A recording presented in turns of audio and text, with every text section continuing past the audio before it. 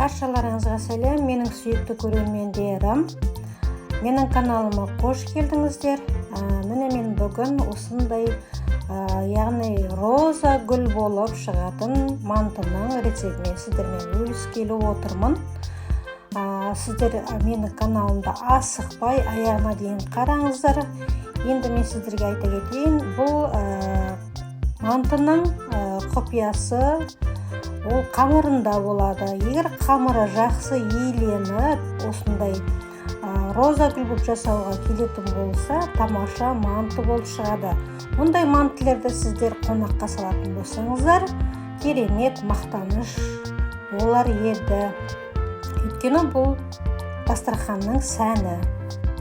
Сүйікті менің көрермендерім, мантының салмасына кез келген салманы салуға болады. Тауықтың етінен де, асқабақтан да, сиыр етінен де жасауға болады. Мен қазір салманы дайындап қойған болатырмын. Бұған тек қана тұз салып, жуасы пиязын салып, қара бұршын салып, жақсылап араластырып, салманы дайындап қоямыз. Енді біз келетін болсақ, ұнына келеміз. Бұл жерде ұнға тек қана тұзды су, жылы қайнаған суға, бір қайнаған су болып жылы болса, наныңыз жақсы иленеді. Сол суға бір шайны ложка ас қасық тұз саласыз да, нанға құйып, араластырып, осындай жақсы иін қандырып, жұдырықтап, жақсылап иін қандырсаңыз, бар болғаны сол. Онға көп нәрсе қажет етпейді, тек қана тұзды салынған, қайнаған жылы су болса, наныңыз әдемі болып шығады. Өздеріңіз білесіздер, бұны нанымызды илеп болдық. Енді осыны біраз мен иін қандырып илейтін боламын. Неге? Өйткені қамырдың иі жақсы қанатын болса, қамырымыз жыртылып, езіліп, бұлжырап жатпайды. Салған кезде нанымыз қанша жерден чұқағып жайсаңыз да, наныңыз езілмейді және де жыртылмайды. Мен оған алдыңғы видеоларда мен сіздерге көрсетіп кеткен болатынмын. Араларын ашып алып, қайтадан жұлмалап, осындай жұдырықтап илейтін боламын. Құрметті менің сүйікті көрермендерім, алдағы уақытта мен сіздерге көптеген рецепттерден бөлісетін боламын. Менің каналымдағы колокольчикті басып, тіркеліп қоюларыңызды сұраймын. Менің рецепттерімді болашақта жіберіп алмас үшін. Ал енді достар, өсті біраз салып қойып қоямын. Мұнаны да біраз жұдырықтап илеп аламдағы. Арасын ашып алатыным рас. Өйткені арасында ірті қалып кетпеу керек. Енді осыны қайтадан жұдырықтап илеп алып, біраз уақытқа қойып қоямын. Жарты сағатқа қойып қоямыз. Басқа да тірліктерімізбен айналыса береміз. Оған дейін нанның иі қанып жақсы болып қалады. Міне енді осы қамырды мен иін бір жарты сағатқа қойып қоямын. Жарты сағатымыз өтті, нанымызды алып, енді күлшілеп төртке бөліп тастаймын. Жаюға өте ыңғайлы болады. Төртке бөліп тастап, тағы біраз кішкене қойып қоямын. Енді өздеріңіз білесіздер, қамырдың иі қанып жақсы болған сайын ол жыртылмайтынын мен айтып кеткен болатынмын.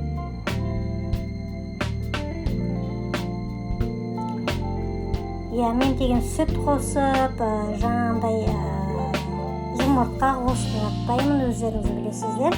Жылы қайнаған суға бір чайны ложка тұз салып, араластырып, нанымды илей беремін. Қамыр онсыз да дәмді болып шығады. Өйткені өздеріңіз білесіздер, ішіндегі начинкасы дәмді болса, қамыр жыртылмаса, кез келген тамақтың сәні келеді. Міне енді осы күлшелеп алдым. Біраз уақытқа тағы да кішкене қойып қоямын. Төртке бөліп алдым да біраз илеп.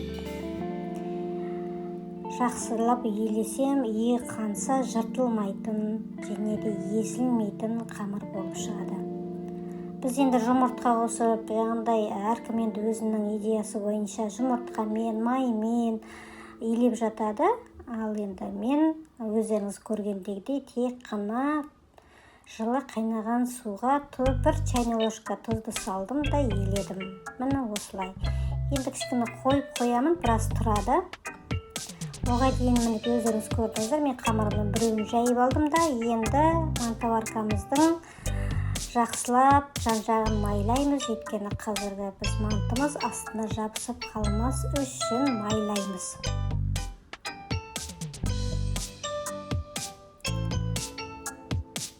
Мінекей, достар, өздеріңіз көріп тұрғандай, 3 қамырды басын біріктіріп, орталарын саусақпен түртіп қоямыз. Неге? Өйткені ашылып кетпес үшін жабысып тұру керек. Сөйтіп айналдырып, оңай, ешқандай қиындығы жоқ. Осындай роза гүлді манты қылып жасап, жан-жағын ашып, мына роза гүлдің түрін келтіреміз. Міне осындай.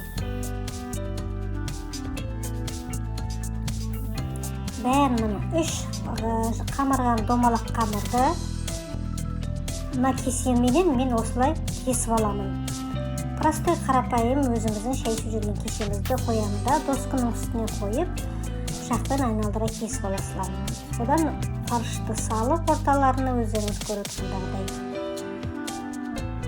жылдам ғана осылай гүлді манты жасап шығарып аламыз.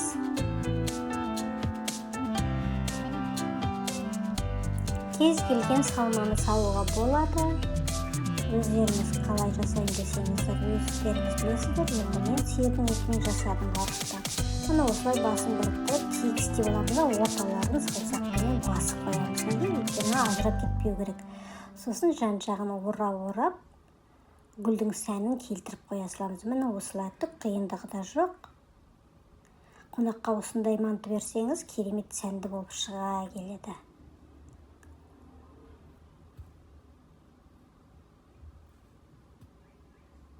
Мұны көріп отырсыздар, ортасындағысын кішкене көбіректеу саламын, шетіндегісін начинкасын салмасын аз саламын. Өйткені гүл деген кезде сәнді болу үшін, енді өздеріңіз әртүрлі сала берсеңіз де болады.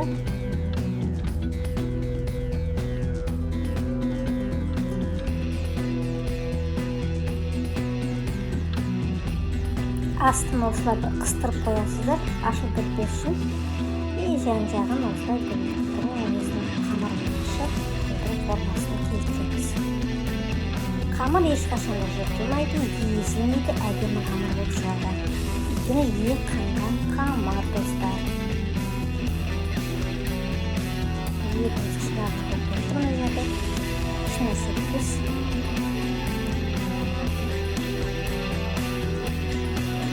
Осылай жайып, сәнін келтіріп, мантыны әдемі роза мантасын шығаруымызға болады.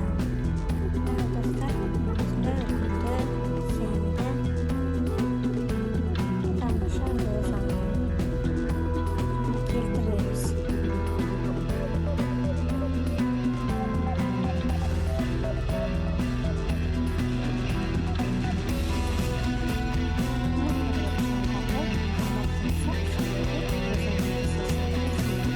Қараңыздармен, жай ғана өзіміздің шай ішіп отырған кесемізді қамырдың үстіне қоямын да, жан-жағын кесіп аласың.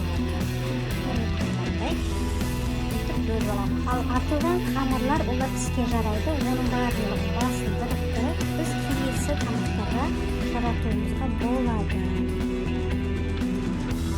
Мына арасы оп-оңай ашылады. Дәл осылай қамырды. Неге? Өйткені біртіндеп кесіп отырсаңыздар, оның бәрі уақыт алады. Ал мен осындай пиаланы қойымындағы қамырдың кесіп аласылам, өте ыңғайлы, оңай. Оған ешқандай да арнайы форма іздеп жатпай, тек қана пиаланы қойып, пышақпен тарс еткізіп кесіп ала саламыз. Қамырды мен деген төртке бөлген себебім осындай кішкентай ұқтаумен жайылғанда сәнді болады. Қараңыздар, мен барлығын бір келтіріп алып, барлық қамырды үш-үштен қоямыз да, орталарын саусақпен басып аламыз да, осылай айналдырып отырып, оп-оңай роза гүлді манты шығара саламыз. Кейін оны әрлеп жасасақ та тамаша манты болып шығады.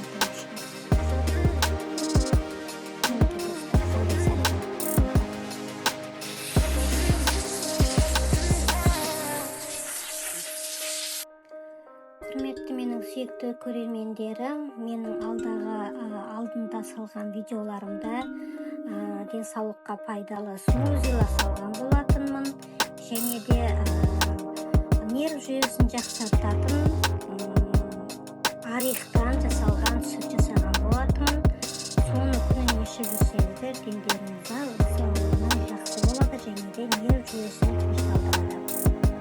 Бұдан бөлек мен чечевица субын жасаған болатынмын. Сол чечевица субын ішсеңіздер, күнде ішіп отырмасаңыздар да, күнара болсын, ел аптасына 2 рет ішсеңіздер, бауырыңызға тамаша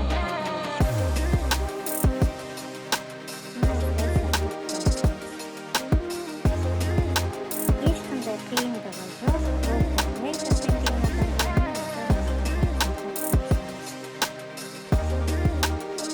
Саусақпен орталарын міндетті түрде басамыз, чтобы аралар ашылып кетпесін, өйткені бір қамалар бастары бірінен керек.